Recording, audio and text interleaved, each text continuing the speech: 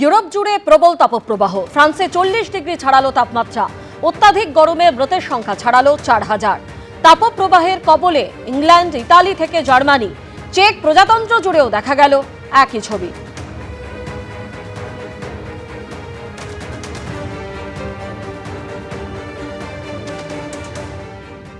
বিধানসভায় দাঁড়িয়ে এবার হুমায়ুন কবিরের বিরুদ্ধে চরম হুঁশিয়ারি দিলেন মুখ্যমন্ত্রী শুভেন্দু অধিকারী। এ রাজ্যে আইনের শাসন সুপ্রতিষ্ঠিত হবে, গুন্ডাদের শাসন আর চলবে না। 26শে জুন রেজিনগরে যে আপত্তিকর মন্তব্য করেছিলেন হুমায়ুন কবির এবং 8ই জুন শক্তিপুরে যে আপত্তিকর মন্তব্য করেছিলেন, এটাই মনে করুন তার শেষ বক্তব্য। যেভাবে হুমকি দিয়েছিলেন হুমায়ুন কবির, তার প্রেক্ষিতে রেজিনগরে 2টি এফআইআর দায়ের হয়েছে এবং শক্তিপুরের থানায় ইতিমধ্যেই মামলা দায়ের হয়েছে। ব্যবস্থা নেওয়া হবে। কি বললেন মুখ্যমন্ত্রী দেখুন। মাননীয় হুমায়ুন কবির যে বক্তব্য রেখেছেন, 2টো এফআইআর স্টার্ট করেছি। রেজিনগর পিএস কেস নম্বর 219 এর 226, ইনসিডেন্ট নাম্বার 2তেও আমরা শক্তিপুর পিএসে 176/226-এ আরেকটা কেস ইস্যু করেছি।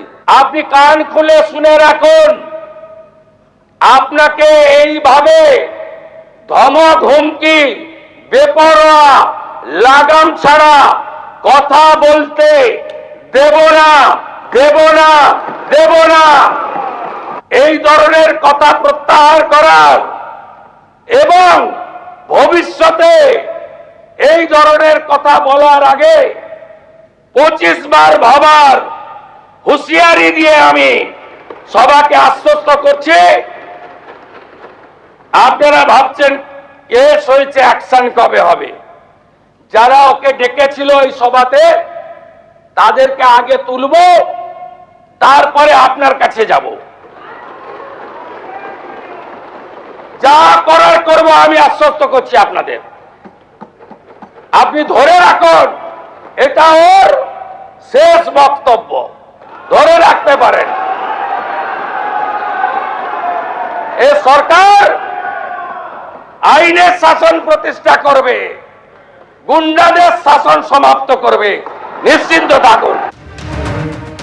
বিধানসভায় দাঁড়িয়ে হুমায়ুন কবিরকে চরম হুঁশিয়ারি মুখ্যমন্ত্রী শুভেন্দু অধিকারীর। এর আগে গত 26 তারিখ রেজিনগরের বৈঠকে হুমকি দিয়ে হুমায়ুন কবির ঠিক কি বলেছিলেন শুনুন। আমি যেদিন ময়দানে মুসলমানদের নিয়ে নেমে যাব না, সেদিন এমন ছাতা বাঁধা মাছ শুরু করব যে আপনাদের পতাকা বহন করার লোক থাকবে না। তো ভরতপুরে অনামিকা ঘোষ, সে ভোটে হেরেও সেখানে গিয়ে মনে করছে আমি এমএলএ। তা আমি শুভেন্দু অধিকারীকে সেদিন বলেছি যে আপনি ভোটে জিতেছেন, আপনার দল জিতেছে, খুব ভালো কথা, কিন্তু মুর্শিদাবাদে আস্ফালনটা একটু কম করতে বলেন। কেস ওরকম কেস আমাদের বহুবার জেল খাটা আছে। আমি বলেছি আমার লিমিট যেদিন ক্রস হয়ে যায় না, আর মাথা যেদিন টাওয়ার গরম হয়ে যায়, সেদিন আমি ও এসপিও বুঝবো না, ও চিফ মিনিস্টারও বুঝবো না, আর কে কোথায় থাকলো আর কে কোথায় থাকলো না সব কিছু বুঝবো না। বিধানসভায় দাঁড়িয়ে আজ হুমায়ুন কবিরের বিরুদ্ধে একেবারে চরম হুঁশিয়ারি দিলেন মুখ্যমন্ত্রী শুভেন্দু অধিকারী। একদিকে হুমায়ুন কবিরের উদ্দেশ্যে রীতিমতো 2টি এফআইআর যেমন হয়েছে, একটি মামলার কথা তিনি মনে করিয়ে দিলেন। এই বক্তব্যই তার শেষ বক্তব্য, এমনটাই মনে রাখবেন বলছেন। তার পাশাপাশি সন্দেশখালীর উদাহরণ তিনি দিয়েছেন এবং পুষ্পার উদাহরণও কিন্তু আজকে দিয়েছেন।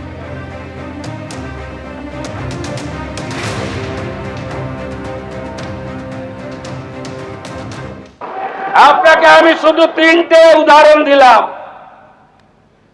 সন্দেশখালীতে একজন ছিল 2024 1 জানুয়ারি বলেছিল তৎকালীন বিরোধী দলনেতা এলে তার হাত কেটে পায়ে, পা কেটে হাতে লাগাবে আর চামড়া ছাড়িয়ে মেদিনীপুরে পাঠিয়ে দেবে। ওর অবস্থা কি হয়েছে সবাই দেখেছে। একই টোন ছিল। আরেকটা জীবনতলার গুন্ডা ক্যানিং ভারত, ওর অবস্থাও কি হয়েছে দেখতে পাচ্ছে সবাই। আরেকটা পুষ্পা ঝুঁকে গেনি,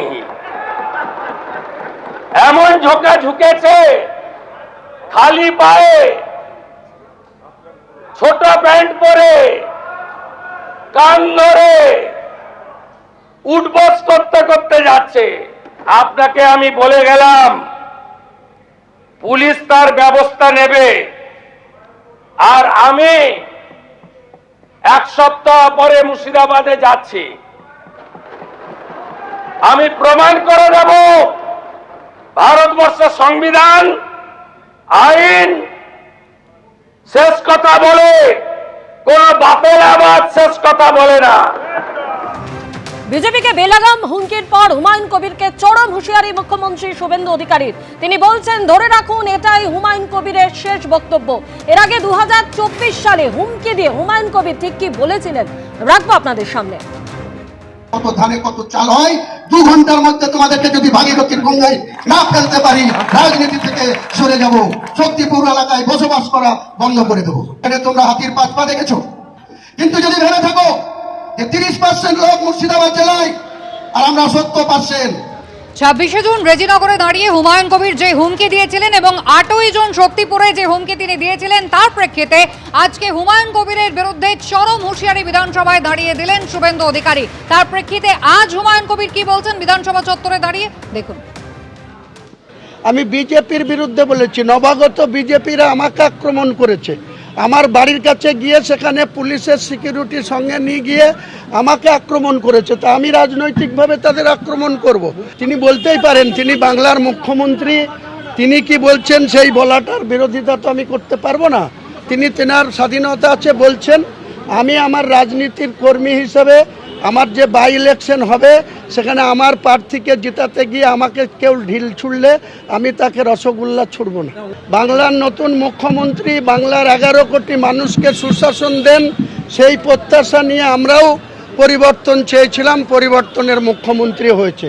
কিন্তু সারা রাজ্যের সঙ্গে মুর্শিদাবাদের রেজিনগরকে যদি আলাদা ট্রিটমেন্ট করে, নওদাকে যদি আলাদা ট্রিটমেন্ট করে, বেলডাঙ্গাকে যদি আলাদা ট্রিটমেন্ট করে, হবে জেলে যাব, কি আছে।